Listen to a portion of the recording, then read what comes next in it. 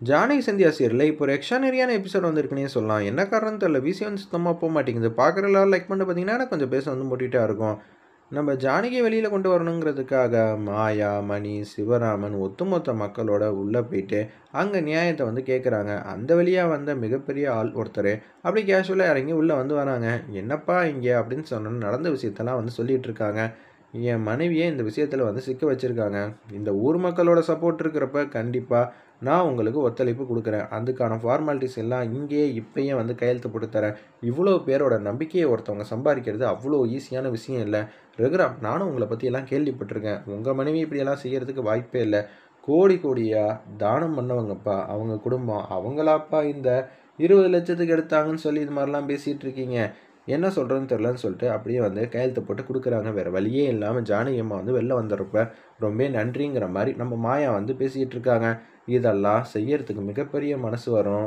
நீங்க இங்கேருந்து ஏதோ ஒரு கூட்டத்தில ஏதோ பிரச்சனை இருக்குன்னு சொல்லி ஃபோன் அடிச்சு கூட கேட்டுருக்கலாம். இவங்க ஒண்ணு சொல்லியிருப்பாங்க. அத நம்பிட்டு நீங்க பாட்டுன்னு போயிருப்பீங்க. ஆனா உள்ள வந்து நிக்கிறீங்க பார்த்தீங்களா? உண்மைய, நியாயத்த புரிஞ்சுக்கிட்டு எங்களுக்கு ஆதரவா பேசுனதெல்லாம் மிகப்பெரிய விஷயங்கிற மாரி அவர வந்து மனதார வந்து வாழ்த்துறாங்க. என் கடமை என் கண்ல பட்டுச்சுன்னா, நிச்சயம் அத நான் ரகுராம் போல நானும் நேர்மையா தான் இருப்பேன் அப்படின்னு சொல்லும்போது, செமையா வந்து அந்த அதிகாரி கோவப்படுறாங்க. புவனேஸ்வரி என்ன வலுவலுன்னு இழுக்க போறா. அதுல எனக்கு எந்த விதத்திலயும் சந்தேகம் இல்லங்கிற மாரி யோசிச்சுட்டு இருக்கிறப்ப, தப்பான வழியில நீங்க போயிட்டு இருக்க மாரி தெரியுது. அத சரி செஞ்சுக்கங்க. இதே மாரி போச்சுன்னா, அப்புறம் சரி வராது. சார் அப்படியெல்லாம் இல்ல சார். இந்தாங்க பாருங்கன்னு சொல்லி பேப்பர் ஆதாரம் எல்லாத்தையும் வந்து காட்டுறாங்க. பேப்பர்ல மட்டும் தேடாதீங்க. சரிங்களா? அப்படின்னு சொல்லிட்டு அந்த இடத்துல அவர் மட்டும் போக ஆரம்பிச்சிடுறாங்க. ஜானகி அம்மா வந்து கையெடுத்து கும்பிடுறாங்க. விடாதீங்கம்மா. உங்க குடும்பம் உங்க மேல நம்பிக்கை வச்சிருக்கிறத பார்த்தா, நீங்க ரொம்பவே குடுத்து வச்சவங்களா இருக்கீங்க. ஊர்ல இருக்கிற எல்லாரும் உங்களுக்கு ஆதரவா வந்து நின்றுருக்காங்கன்னா, நீங்க எப்பேர்ப்பட்ட வாழ்க்கைய வாழ்ந்துட்டு இருக்கீங்கன்னு எனக்கு நல்லா வந்து புரியுது. நிச்சயம் இவங்க எல்லாரோட ஒற்றுமையும் இருக்கிற வரைக்கும், உங்கள யாராலயும் எத்தன சதி செஞ்சு வீழ்த்தணும்னு நெனச்சாலும், அது முடியாது. உங்ககிட்ட ஒண்ணு பேசலாமான்னு சொல்லி ரகுராம் ஃபேமிலி கிட்ட வந்து பேசுறாங்க அந்த இடத்துல. ஒரு முக்கியமான ஒருத்தரு. நான் சொல்றத பார்த்தா, உங்க குடும்பத்த வந்து யாரோ பழி வாங்கணும் தான் இது மாரி திட்டமிட்டு சதி செஞ்சிருக்காங்க. அது யாரு என்ன ஏதுன்னு நான் குடுத்துருக்கிற இந்த 10 நாள் அவகாசத்துக்குள்ள கண்டுபிடிச்சிருங்க. இல்லாட்டி திருப்பியும் மொதலேருந்து தான் வரும். அப்ப இதே மாரி கூட்டமா வந்தீங்கன்னா, நான் உங்களுக்கு எதுவுமே வந்து செய்ய முடியாது. பார்த்துக்கங்கங்கிற மாரி அவர் வந்து சொல்றாங்க. இவ்வளோ தூரம் எங்களுக்கு உதவி செஞ்சதே எனக்கு ரொம்பவே சந்தோஷமா இருக்குன்னு மாயா வந்து சொல்றாங்க. 10 நாளுக்குள்ள நாங்க பார்த்துக்குறோம்னு சொன்னோனே, ஜானகி அம்மா வந்து ரொம்ப ஃபீல் பண்றாங்க. அப்படியே நம்ம புவனேஸ்வரிய வந்து என்னென்னலாம் தெரியுமாங்க சொன்னாங்கன்னு சொல்லி ரகுராம் கிட்ட வந்து சொல்றாங்க. இது எல்லாம் அவளோட வேலை தாங்க.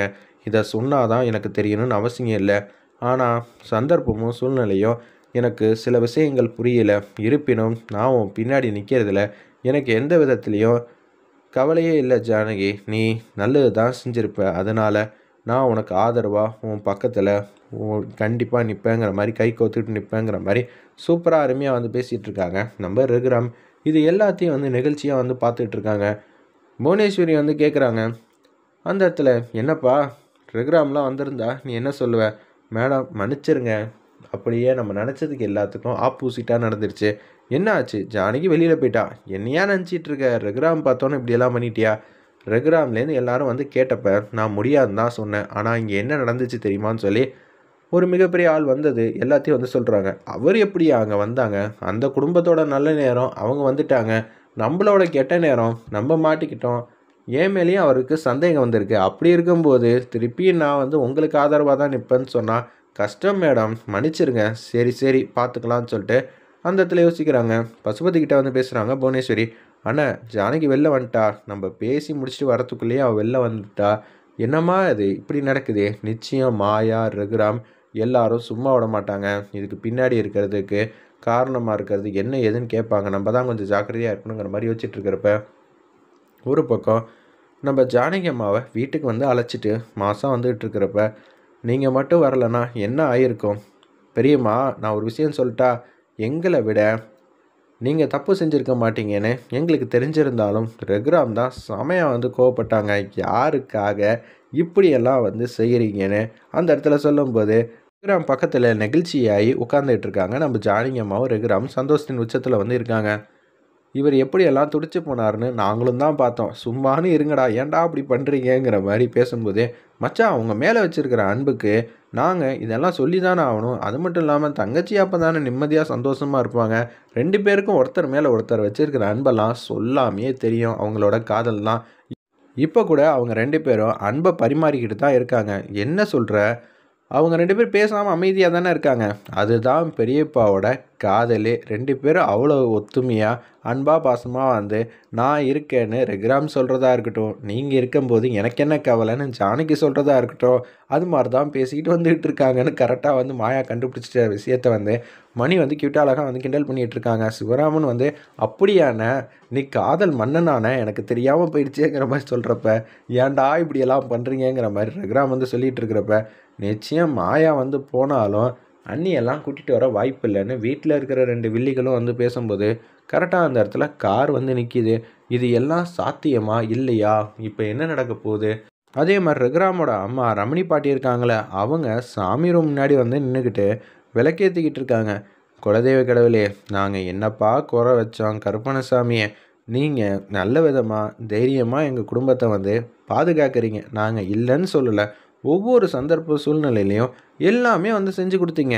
ஆனால் இப்போ என் மனசுக்கு அம்பிட்டு சிரமமாக இருக்குது. எனக்கு என்ன சொல்கிறதுனே தெரியல. ஜானகி மேலே இப்படி வந்து பழி போட்டுட்ருக்காங்கன்னு சொல்கிறப்ப அவங்க 2 பேரும் பேசுகிறாங்க, பத்மாவும் பார்வதியும். அம்மா, நீங்கள் எதுக்குமா இன்னமும் அண்ணியை வந்து நம்பிக்கிட்டு இருக்க? அண்ணி எதுக்காக தெரியுமா இப்படி செஞ்சாங்க? இது எல்லாத்துக்கும் காரணம் உன்னோட பேரனால தான் இவ்வளவும் பிரச்சனையும் அப்படின்னு சொல்லி கதிர் மேலே எல்லாத்தையும் தூக்கி வைக்க ஆரம்பிச்சிட்டாங்க. அந்த இடத்துல எப்போதும் போல் இதை கேட்ட உடனே சும்மானு இருக்க மாட்டியா? ஒரு விஷயம் நடக்குதுன்னா ஒட்டுமொத்த குடும்பமே ஜானகிக்கு பின்னாடி இருக்கிறப்ப நீங்கள் 2 பேரும் மட்டும் இப்படியெல்லாம் பேசாதீங்க. குடும்பம்னா எப்போதும் ஒற்றுமையாக இருக்கணும், சரியா? எனக்கு என்னன்னு தனித்தனியாக இருக்கிறதெல்லாம் அது கூட்டு குடும்பத்துக்கு அழகு இல்லை. அமைதியாக இருங்க அப்படின்னு சொன்னோன்னே, என்னது அத்தை இப்படியெல்லாம் பேசிகிட்டு இருக்காங்க, நம்ம எதுவும் பேச வேணாம் அப்படின்னு சொல்லிட்டு பார்வதி அமைதியாக இருந்துடுறாங்க. அந்த இடத்துல பாத்தியா, இந்த நம்பிக்கையை நம்ம எதை செஞ்சும் நம்மளால் வாங்க முடியாது. ஆனால் ஜானகி அம்மா அவ்வளோ வந்து சம்பாரித்து வச்சுருக்காங்க அப்படின்னு சொல்லிட்டு இருக்கிறப்ப, ஒரு நாள் நமக்கும் காற்று வீசும். அப்போ நம்ம எதுவாக இருந்தாலும் பேசிக்கலாம். இப்போதைக்கு பேசியும் பலன் இல்லைங்கிற மாதிரி யோசிச்சுட்டு இருக்கிறப்ப, முதல்ல இந்த 10 நாளுக்குள்ளே ஏதாவது ஒரு விஷயத்த கண்டுபிடிக்கணும் அப்படின்னு சொல்கிறப்ப, மாயா இதெல்லாம் சாத்தியமா? இப்போ இந்த விஷயத்தில் ரொம்ப ஆர்வமாக இருக்கிறது ரகுராம். அவருக்கு கீழே சிவராமன், மணி, நாங்கள், சீனு இவங்க எல்லாருமே இருக்கோம். அப்படி இருக்கும்போது நிச்சயம் 10 நாள்லாம் ரொம்பவே அதிகம். நம்ம ரகுராம் வேட்டியை மடித்து கட்டிட்டு உள்ளே இறங்குனாருன்னா போதும். அதுக்கப்புறம் எல்லா விஷயத்தையும் வந்து தெரிஞ்சுக்கிட்டு வந்துடுவாங்க. நாங்கள் பார்த்துக்குறோம்மா, இதெல்லாம் ஒரு விஷயமா அப்படின்னு சொல்லி அந்த இடத்துல யோசிக்கிறாங்க நம்ம மாயா. நாங்களாம் விட்டுற மாட்டோம், நீங்கள் நிம்மதியாக சந்தோஷமாக வந்து இருங்க. ஆமாம் தங்கச்சி, நாங்கள் இருக்கோம்ல அப்படின்னு சொல்லி மணி வந்து பேசிகிட்டு இருக்கிறப்ப கார் வீட்டு வாசலில் வந்து நிற்கிது. வேறு லெவலில் இருந்துச்சுன்னே சொல்லலாம் அந்த சீன்லாம். அப்போன்னு பார்த்து நம்ம ரமணி பாட்டிக்கிட்ட வந்து சொல்லலான் இருக்காங்க. அம்மா தான் ரொம்ப பட்டமாக இருப்பாங்க. அத்தை வந்து நல்லா இருக்காங்களே? ஆமாம் நல்லா இருக்காங்க, நீ வர வரைக்கும் அவங்க சாப்பிட மாட்டேன்னு சொல்லிட்டு இருந்தாங்க ஜானகி அப்படின்னு அன்பா பாசமாக வந்து பேசிகிட்டு இருக்காங்க. அத்தையை பற்றி எனக்கு நல்லா தெரியும் அப்படின்னு சொல்லிட்டு இருக்கிறப்ப, ஆமாம் வீட்டில் மற்ற 2 பேர் இருக்காங்களே, அவங்க எப்படா சாக்குன்னு சொல்லி யோசிச்சுட்டு இருக்காங்க. விடுப்பா, அவங்கள பற்றியெல்லாம் வந்து எதுவும் சொல்ல வேணாங்கிற மாதிரி சொல்கிறாங்க. அந்த இடத்துல நம்ம ஜானகி அம்மா, வா ஜானகி, உனக்கான வீடு இதுதான். நிச்சயம் இந்த வீட்டை விட்டு நீ எங்கேயும் போக முடியாது. நான் உன்னை நல்ல விதமாக வந்து பார்த்துப்பேன். உனக்கு கௌரவத்தை நான் வாங்கி தருவேங்கிற மாதிரி சொல்கிறாங்க நம்ம ரகுராம். வெயிட் பண்ணி பார்ப்போம்.